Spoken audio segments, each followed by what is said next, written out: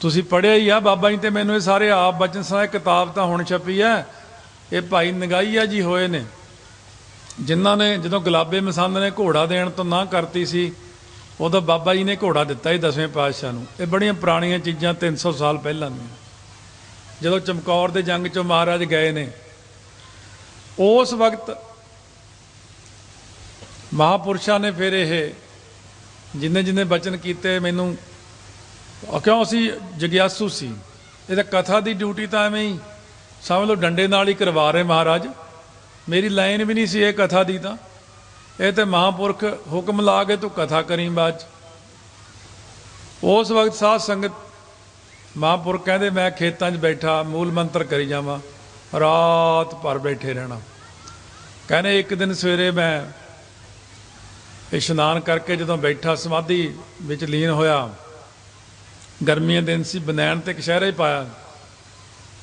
तो कहते जी मेरे इत्थे बाबा जी दसते सी, इत्थे कहते मेरे ना ऐ मोमबत्ती जी वांगू लाइट जी दिखी। कहते मैं जी मैं सोचा अग लग गई। कहते मैं बड़ा फट हथ मारिया इदा। कहते मैं ऐ करा, मैं बनैन ला के सिड़ती। कहते वो फिर भी जगे। कहते फिर मैं उन्हें फूका मारा, फिर इदा करा भी मेरे अग लग गई। कहते ओहो ये तो जोत लगती आ। बाबा जी कहते फिर मैनू जोत दिखण लग गई। इत्थे बाबा जी बिल्कुल साडे नाल ऐ गल्लां करदे हुंदे सी जिवें बच्चा हुंदा, बच्चा भोले जे सीधे सादे जे मिठड़े जे, क्या बात आ उन्हां दी। उहो जिहा ब्रह्म ज्ञानी साध संगत एक खूबियां हुंदियां कई चीज़। एक तो टकसाल च पढ़न करके असीं रहत मर्यादा नूं ज़्यादा पहल दिंदे आ। ये भी मैं तुहानूं दस दियां, जदों बाबा हरनाम सिंह जी कोल 1975 च पहली बार असीं समागम च पहुँचे, 2-4 दिन बाबा जी ने दर्शन किए, सब किया। मेरा जी करे बाबा जी नाल मैं बचन करा, क्योंकि अपने तो परमिशन लैनी जरूरी सी।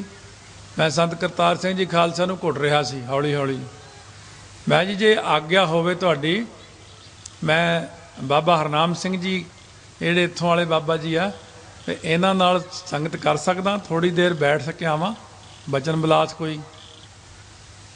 संत लम्मे पे उठ के बैठे हो गए, क्योंकि संत करतार सिंह का चेहरा ना बड़ा हसमुख सीगा, लाल सी, बड़े सोहने लगते सी। वो बैठे हस के कहते हाँ भाई, कहते इन्हां दा रस संत गुरबचन सिंह जी खालसा जिन्ना ही आ, इन्हां नाल संगत तुसीं कर सकते हो।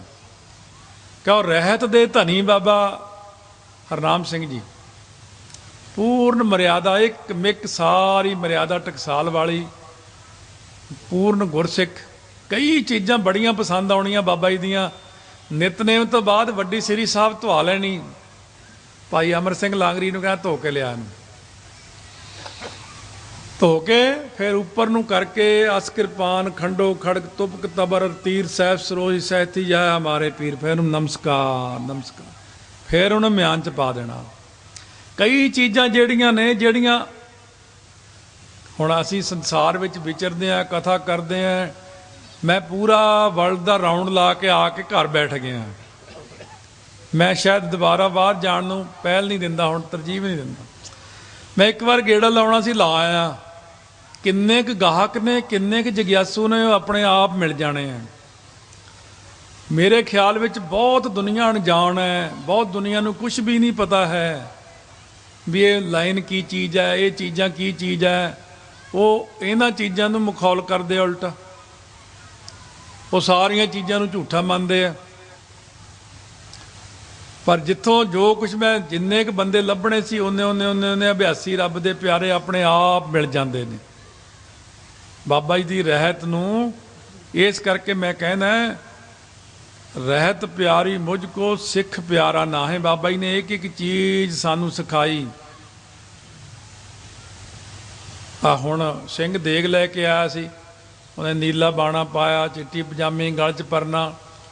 ये भी रामपुर खेड़े महापुरखों के स्थान पर जो असीं आउंदे सी, उदों उत्थे ये सारिਆਂ ਦੇ कपड़े इदां दे पाए हुंदे, पहरेदारां दे पीले रंग दे, नीले रंग दे। बाबा जी दे जिन्ने भी संगी होणगे इस इलाके तुसीं निगाह मारिओ, उन्हां दे गल विच परना जरूर होऊगा। क्यों?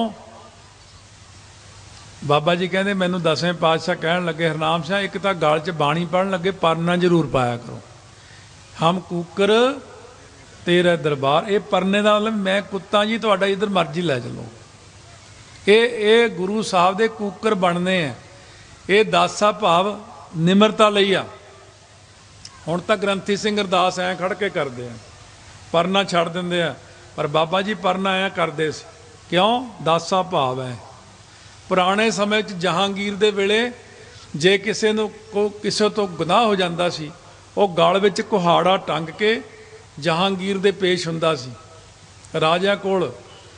ਕੀ ਕੁਹਾੜੇ ਦਾ ਮਤਲਬ ਸੀ ਮਾਰ ਲਓ ਚਾਹੇ ਰੱਖ ਲਓ, ਤੇਰੇ ਹੀ ਆ, ਬਖਸ਼ ਲਓ। ਇਹ ਜਿਹੜਾ ਗਲ ਦਾ ਪਰਨਾ ਹੈ, ਇਹ ਦਾਸਾ ਭਾਵ ਭਾਈ ਲਾਲੋ ਦੀ ਫੋਟੋ ਦੇਖੋ, ਵੀ ਐਂ ਖੜਾ। ਗੁਰੂ ਨਾਨਕ ਸਾਹਿਬ ਤੋਂ ਲੈ ਕੇ 10 ਸਰੂਪਾਂ ਨੇ ਆਪਣੇ ਗਲ 'ਚ ਪਰਨਾ ਪਾਇਆ। 5 ਪਿਆਰਿਆਂ ਨੇ ਪਰਨਾ ਪਾਇਆ। ਯਾਦ ਆ ਗਿਆ ਵੀ 5 ਪਿਆਰਿਆਂ ਤੋਂ 5 ਪਿਆਰੇ ਸਹਿਬਾਨ ਆਏ ਸੀ। 28 ਪ੍ਰਾਣੀ ਅੱਜ ਅੰਮ੍ਰਿਤ ਧਾਰੀ ਮਾਤਾ ਸਾਹਿਬ ਕੌਰ ਦੀ ਗੋਦ ਦਾ ਸ਼ਿੰਗਾਰ ਬਣੇ ਨੇ। ਸੋ ਇਸ ਕਰਕੇ ਇਹ ਬਾਬਾ ਜੀ ਨੂੰ ਮਹਾਰਾਜ ਕਹਿਣ ਲੱਗੇ, ਹਰਨਾਮ ਸਿੰਘ ਪਰਨਾ ਆਪ ਪਾਓ ਤੇ ਦੂਜਿਆਂ ਤੋਂ ਸਾਰਿਆਂ ਸਿੰਘਾਂ ਨੂੰ ਨਾਲ ਦੇ ਨੂੰ ਪਵਾਓ। ਬਾਬਾ ਜੀ ਨੂੰ ਮਹਾਰਾਜ ਕਹਿਣ ਲੱਗੇ, ਨਿਤਨੇਮ ਤੁਸੀਂ ਕਰਦੇ ਹੋ ਪਰ ਤੁਸੀਂ ਸੁਣਦੇ ਨਹੀਂ। ਬਾਬਾ ਜੀ ਕਹਿੰਦੇ ਜਿਹੜਾ ਸਿੱਖ ਨਿਤਨੇਮ ਕਰਦਾ ਹੋਇਆ ਨਿਤਨੇਮ ਨੂੰ ਆਪ ਨਹੀਂ ਸੁਣਦਾ, ਉਹਦਾ ਮਤਲਬ ਉਹ ਜਿੰਨੀ ਬਾਣੀ ਬੇਧਿਆਨ ਨਾਲ ਪੜੂਗਾ ਓਨੀ ਉਹਦੀ ਹਾਜ਼ਰੀ ਨਹੀਂ ਲੱਗਣੀ, ਪ੍ਰਵਾਨ ਨਹੀਂ ਹੋਣੀ। ਹੁਣ ਇੱਥੇ ਬੈਠੇ ਸਾਰੇ ਜਾਣੇ, ਕੋਈ ਸਿੰਘ ਮੈਨੂੰ ਕਿਸੇ ਦੇਸ਼ 'ਚ ਮਿਲਿਆ, ਮੈਨੂੰ ਕਹਿੰਦਾ ਮੈਂ ਤਾਂ ਬਚਪਨ ਤੋਂ ਲੈ ਕੇ ਜਪਜੀ ਸਾਹਿਬ ਪੜ੍ਹਦਾ ਆ ਰਿਹਾ। ਮੈਂ ਉਹਨੂੰ ਫਿਰ ਇੱਕ ਤਰੀਕਾ ਦੱਸਿਆ। ਮੈਂ ਕਿਹਾ ਜਿੱਥੋਂ ਮਨ ਬਾਹਰ ਜਾਂਦਾ ਫਿਰ ਮੋੜਨਾ, ਫਿਰ ਮੋੜਨਾ, ਫਿਰ ਮੋੜਨਾ। ਮੈਂ ਕਿਹਾ ਇੱਦਾਂ ਕਰਦਾ? ਕਹਿੰਦੇ ਇੱਦਾਂ ਤਾਂ ਨਹੀਂ ਕਰਦਾ, ਉਹ ਜਪਜੀ ਸਾਹਿਬ ਰੋਜ਼ ਪੜ੍ਹਨਾ।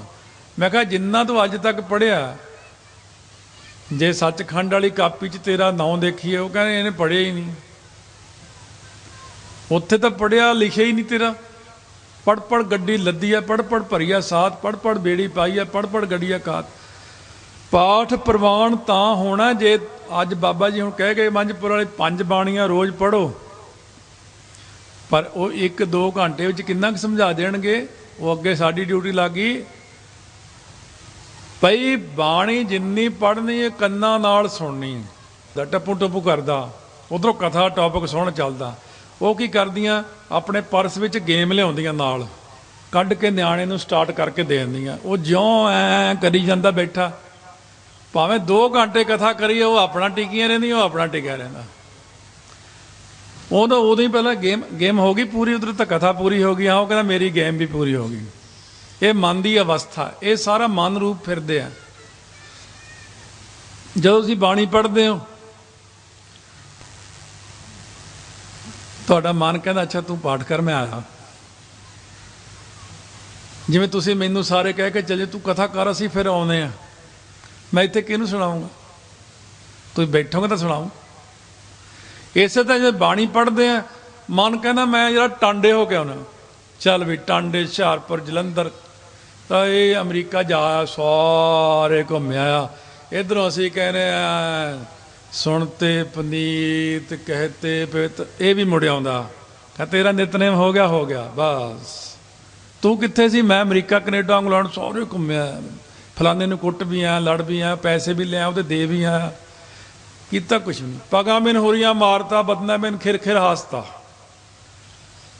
ਇਹ ਖਾਮ ਖਾਂ ਖਿਆਲੀ ਪਲਾਓ ਬਣਾਉਂਦਾ ਹੋਇਆ ਮਨ ਘੁੰਮ ਫਿਰ ਕੇ ਕਿਉਂ ਭੱਜ ਗਿਆ? ਕਿਉਂਕਿ ਭੂਤ ਹੈ ਇਹ, ਭੂਤ। ਕਈ ਬੰਦਿਆਂ ਨੂੰ ਆਪਾਂ ਫੜ ਕੇ ਗੁਰਦੁਆਰਿਓਂ ਬਾਹਰ ਭੱਜ ਜਾਂਦੇ, ਅੰਦਰ ਨਹੀਂ ਵੜਦੇ।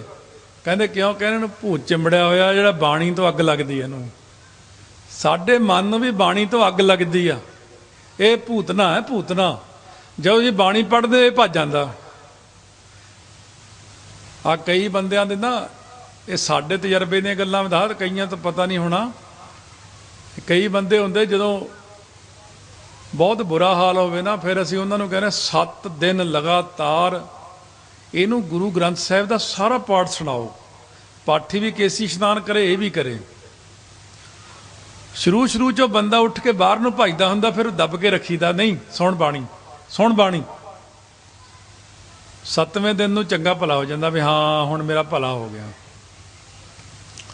ਕੀ ਤੁਸੀਂ ਆਪਣੇ ਮਨ ਦਾ ਭਲਾ ਨਹੀਂ ਚਾਹੁੰਦੇ? ਤੁਸੀਂ ਆਪਣਾ ਭਲਾ ਚਾਹੁੰਦੇ ਆ ਤੇ ਉਹ 5 ਬਾਣੀਆਂ ਮਨ ਨੂੰ ਸੁਣਾਓ। ਤੂੰ ਪੁੱਛੋ ਵੀ ਤੂੰ ਕਿੱਥੇ ਚੱਲਿਆ, ਤੈਨੂੰ ਤਾਂ ਬਾਣੀ ਸੁਣਾਉਣੀ।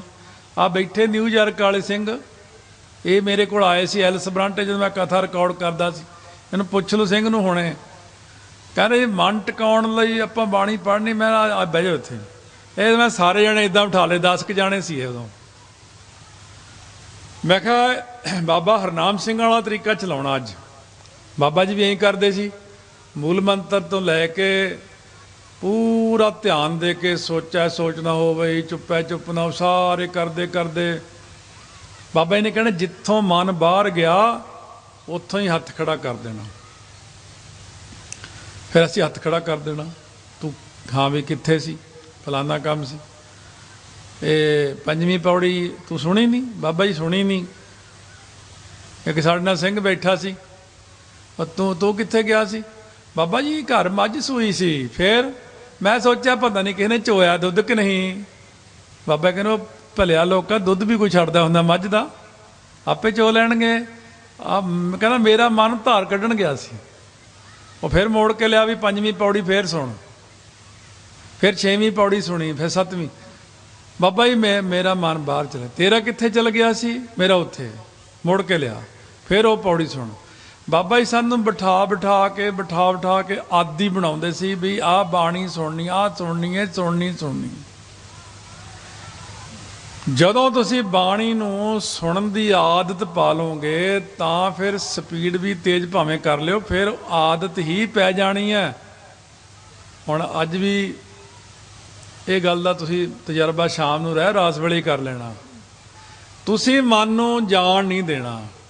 ਜੇ ਇਹ ਚਲਿਆ ਵੀ ਗਿਆ ਤਾਂ ਤੁਸੀਂ ਯਾਦ ਤਾਂ ਤੁਹਾਨੂੰ ਰਹੂਗਾ ਵੀ ਮੈਂ ਆਸਾ ਮਹੱਲਾ ਪਹਿਲਾ ਸੁਣ ਵੱਡਾ ਆਖੈ ਸਭ ਕੋਈ, ਤਾਂ ਸੁਣਿਆ ਵੀ ਸੁਣਿਆ, ਅੱਗੇ ਨਹੀਂ ਸੁਣਿਆ। ਤੇ ਮੈਂ ਇੱਥੇ ਤੱਕ ਗਿਆ, ਕਾਹੇ ਰੇ ਮਨ ਚਿਤਵੈ ਉਦਮ ਜਾਹਰ ਹਰ ਜੀ ਉਪਰਿਆ। ਉੱਥੋਂ ਫੇਰ ਉਹਨੋਂ ਹੀ ਪਿੱਛੇ ਚਲੇ ਜਾਓ, ਫੇਰ ਉਸੇ ਸ਼ਬਦ ਤੋਂ ਸ਼ੁਰੂ ਹੋ ਜਾਓ। ਫੇਰ ਧਿਆਨ ਦਿਓ, ਪਹਿਰਾ ਕੀ ਹੈ? ਗੁਰ ਦਿਖ ਲਾਈ ਮੋਰੀ, ਜਿਤ ਮਿਰਗ ਪੜਤ ਹੈ ਚੋਰੀ। ਮੂੰਦ ਲੀਏ ਦਰਵਾਜੇ, ਜਿਤ ਬਾਜੀ ਵਾਲੇ ਅਨਹਦ ਬਾਜੇ। ਉਹ ਮਨ ਨੂੰ ਬਾਹਰ ਜਾਂਦਾ, ਬਾਹਰ ਜਾਤੋ ਭੀਤਰ ਆਣਾ, ਬਾਹਰ ਜਾਤੋ ਭੀਤਰ ਆਣਾ। ਬਾਰ ਬਾਣੀ ਦੱਸ ਰਹੇ ਸੀ ਬਾਬਾ ਮੰਝਪੁਰ ਵਾਲੇ, ਸਵੇਰੇ 5 ਬਾਣੀਆਂ ਪੜ੍ਹੋ, ਸੁਖਮਨੀ ਸਾਹਿਬ ਪੜ੍ਹੋ। ਬਹੁਤ ਮਨ ਨੂੰ ਸ਼ਾਂਤੀ ਆਈ ਵੀ ਕੋਈ ਤਾਂ ਦੱਸਣ ਵਾਲਾ ਹੈ।